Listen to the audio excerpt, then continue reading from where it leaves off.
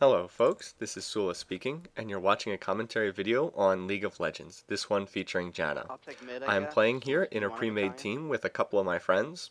I'm playing with No, Speaker, just who what is using the username It's gonna be Ciderberg mis and United playing it's as gonna be Vladimir, either Misfortune or with Vlad, so I Metallion, doubt that who he'll uses want the either of them. username Noobstar. I'm not quite sure why he uses that. I think Metallion was taken.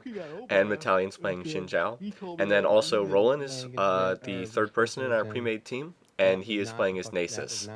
And we have picked up a fifth person randomly Definitely in not. matchmaking who's playing as Singed. So the other four of us are a group together, and we are online communicating with TeamSpeak, and our Singed player is someone we picked up. We are matched up against an enemy team that has, well, it just clicked off so I can't see it now, but pretty good balance. They also have a Vladimir. They also have a Twitch. They're pretty heavy on physical damage. They also have a Misfortune and a Pantheon. And anyway, we'll be matching up with them soon enough. In terms of laning assignments, I'm going to take the bottom lane with Metallion, which is a very nice combination. You can Janna along with Xin Zhao is a pretty good pairing, and I'll talk more about how we're going to combine later on. Speaker will take the middle lane with Vladimir, and there'll be the Vlad on the other team will be up against him, so there'll be a dual match Vlad mid, which is pretty common. If you see Vlad in a game, he often takes middle lane. And then finally, Roland and our Singe player that we picked up in matchmaking are going to take the top lane. So I won't be focusing on what they're doing as much throughout this game. One other thing I'll mention right before we get started is that the servers for League of Legends were extremely laggy while we were playing this game, and in fact that did get picked up in the video recording, so you'll be seeing that as we go along. And so sometimes I would be making some suboptimal plays just because the game was lagging and it was hard to see what was going on. Okay, and there you can see the starting items. All of us have bought Doran's item, and then our what's his name? Our Singe player has picked up, I think, a regrowth pendant. And we were commenting on how the Singe player ran forward into the bushes and how we generally thought that that was a risky play, not really worth it. Okay, anyway, so why take Janna down here with Xin Zhao? Well, as far as these characters work, it's just a pretty effective pairing. Janna works very well with any damage per second character, which is, of course, what Xin Zhao is. Basically, that's because of her shield, which I'll talk more about in a minute, but Janna can boost the physical damage output of any character, so she works very well with a champ like Xin Zhao. Another reason is that Janna is a ranged champion, so she works well paired up with a melee champion who can't attack at a distance, and of course that again would be Xin Zhao. So playing as Janna, I can offer Metallion a little bit of protection here. And so in comes Misfortune, and I pop her in the air with my tornado, and I ignite her, but unfortunately we're not going to be able to get her because she flashed out of it. And in fact, this Misfortune player was pretty good at using Flash. I've done a lot of videos with low-level characters because I've been trying to help some of my friends that are just getting started. This is not a game with low-level characters. Almost everyone in this game is level 30. Not me, but most of the other players. So this will be a little bit higher level of play than you've seen in some of the videos I've done, which just have lots of mistakes in them.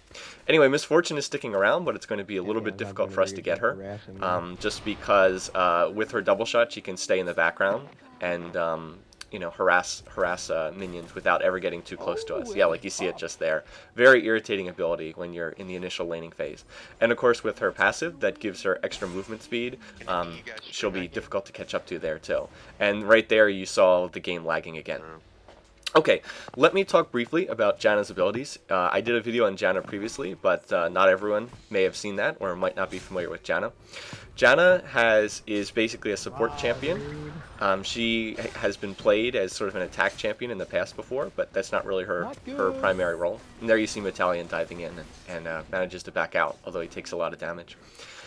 Janna's first skill, the one I put her initial point in, the Q skill, is called Howling Gale. It is the tornado that you may have seen me using a bunch of times. Janna will put down a tornado and it will charge up for I think up to 4 seconds. You can release it immediately or you can fire it right at the start, so there's some flexibility there. And Janna does not have to remain in place. You can see I can put down the tornado and then move out of the way, so it's a very useful skill. It's her primary farming tool, so that's why I put a point in it first, and it's her best way to kill minions.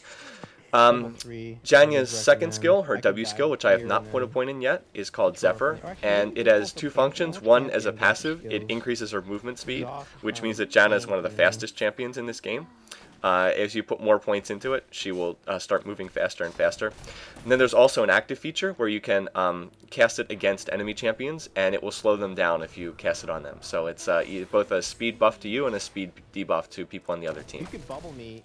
Finally, and most importantly, for this game is Janna's E skill, which is called, which is her shield. I think it's called Eye of the Storm. Not 100% sure on that. And when Janna places her shield on someone, it reduces damage that they take, and it also increases the physical damage that they deal. So here, I drop my shield on Metallion, so it helps protect him, and it also lets him do extra damage to Pantheon. But between Pantheon and Misfortune, there's just too much damage there. We're not going to be able to kill them, for at least at the moment. So in this game, because I am paired up with Metallion, I'm going to be focusing on the shield. You can see I've already put 2 points into the shield, and I've only put 1 point in Janna's Tornado skill. And I haven't put anything at all in Zephyr, although I'm going to get 1 point in that next and then leave it there until the end of the game. But mostly I'm going to be trying to charge up Eye of the Storm, try to increase her shield as much as possible, and that's because I'm working here with Metallion. Now this is in contrast to the previous game I cast with Janna, where I was playing in a solo lane. I was playing 1 versus 2 for a very, very long time, so there was little incentive to buff up the shield initially. Now down here, I saw Metallion go in again. And I wasn't expecting to do that, so that's why I put the shield down on him. Alright, right there, Speaker was unfortunately killed by the Vlad on the other team, and what Speaker told us was that he actually was going to kill Vlad, but then Vlad leveled up from a minion dying, and when you level up in this game, you get a slight increase in your health and your mana, and so that actually allowed Vlad to live, and ended up with Speaker getting killed instead. So it was a bit of a bad break, because it put him behind Vlad in the other lane. The other reason being that the Vlad on their team went the Soul Stealer's route in this game. That is, he bought an item called Mejai's Soul Stealer, which gives you ability power based on how many champions you kill. Every time you kill a champion, you get additional ability power. Every time you die, you lose ability power. So it's a very risky item to buy. It's something that you won't see me buying, because I don't like Mejai's, because if you're ahead, it just helps you steamroll more easily. If you're behind, it does nothing to help you win the game, and to me, it's just a little bit too risky, so it's not my favorite item. And so that was especially bad that that Vlad got first blood, because, I mean, he doesn't have his Mejai's yet, but he's going to get it soon. So just sort of a word of warning, you don't want the guy who has Mejai's to be getting lots of kills. It's just going to lead to a snowball. Alright, in terms of this lane, the two of us here, we've been struggling thus far. Pantheon and Misfortune have definitely been dominating the lane. You can see they have more minion kills than we do. That was kind of brief. You can always rewind the video and pause it if you want to take a look. But anyway, they've been getting more minion kills than us. And there, Pantheon tried to jump on me, but I popped him up in the air in the tornado, so he jumped like super high. It was kind of weird. I'm not getting too many minion kills because I've been putting points in my shield. I've put 2 points in the tornado. Ordinarily with Janna, if I were not laning with Metallion, I probably would have 3 points in my tornado by now, so it's doing less damage. And then Metallion hasn't been able to dive in there too much, because the range of Misfortune and Pantheon's ability to toss his spears has really had us back defending our own tower. So we've had to play defensively, and that's limited how many minion kills we can get. So not the greatest situation thus far, but we're hoping that when we get up to level 6 and we get our ultimates, we'll maybe be able to change that. Because Pantheon's ultimate won't be very useful in terms of the laning phase here. Pantheon's ability lets him jump anywhere on the map after a short delay. And Misfortune's ability, you know, might be useful, but probably not as useful as the Xin Zhao and the Janna ultimates. Alright, I'm getting pretty low on health, so I have to play especially careful here. And there you can see Misfortune's double shot continuing to harass. So I'm going to go back and recall for the moment. And so, you know, tell Metallion that I'll be right back. And, you know, don't do anything too overly aggressive while I'm gone, since you'll be playing 1 versus 2. So I'll buy my boots, and I want the magic resist, and I'll pick up a sight word too, and just head on back. In the meantime, I'll just watch what's going on in the other lanes while I'm on my way back, and you can see how laggy this game has been. And once again, you can see how I'm just not getting that many minion kills. 17 and 16, and the people we're laning against just have definitely more. So that was an issue here in the early going. Okay, I'm almost back now. and then we will see what's going to happen next. I wish that there were something a little bit more exciting to talk about here, but we're still in the laning phase. And once again, you can see just how powerful that double shot is. I'm still working on trying to figure out ways to dodge that. I haven't gotten too good at that yet. And there, I accidentally hit my ultimate. That was me hitting the wrong key. I did not mean to do that. It was a completely wasted ultimate. Janna's Monsoon, her ultimate, will blow people back. You can use it to reposition enemy champs. Oh, and now Metallion's going to dive in against the other team. And here we're going to go. And here I really wish I still had my ultimate. So we're chasing Misfortune. But she does a very nice flash. And then she pops Ghost. And is she going to be able to get out of it? No. Not quite. So we were, in fact, able to chase her down. But that Flash Ghost combination, combined with her passive if she's not taking damage, does make her very tough to get.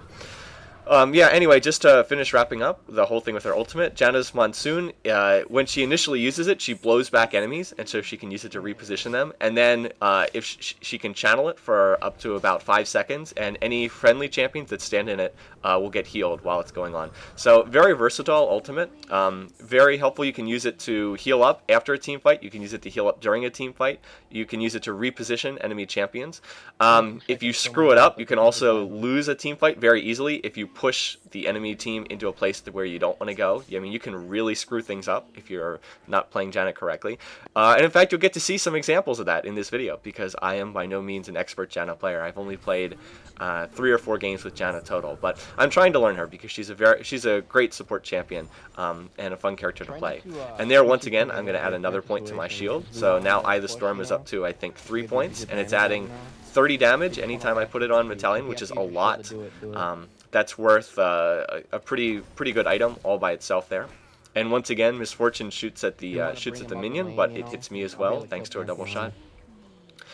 So Metallion was telling us, we have the lane pushed too far forward, let's push it back. And then I was like, oh, I didn't realize you're going to jump in there. And as you can see, we would have been able to kill Pantheon if I had him shielded there. That would have been a kill. But I didn't realize that Metallion was going to jump in there. And so, yeah, not the greatest coordination on our team. I guess I should have been a little bit closer to Metallion there. But as he said when we were playing this game, when you're playing Shin, you can't really like plan when you're going to jump in. You just have to see the opportunity and go for it. And I'm sure that that's true. Makes a lot of sense. So, you know, you can't always be saying, like, now I'm going to jump in. It's sort of like you see the opportunity and go for it. So, anyway, could have been better there. Almost got the kill, not quite. Go back, dude, so be careful. And so Metallion's going to go back now because he's pretty low and he's almost out of mana. And so I'm just going to hold the lane here for the moment until he gets back. Not a lot of action so far. You can see there's only been 1 kill on each side. Us getting the kill earlier on Misfortune and Speaker getting killed by the other team's Vlad. So relatively tame game thus far, but I promise you the action will open up a little bit more. So far we've just sort of been going back in the laning phase to sort of getting the feel for this game thus far.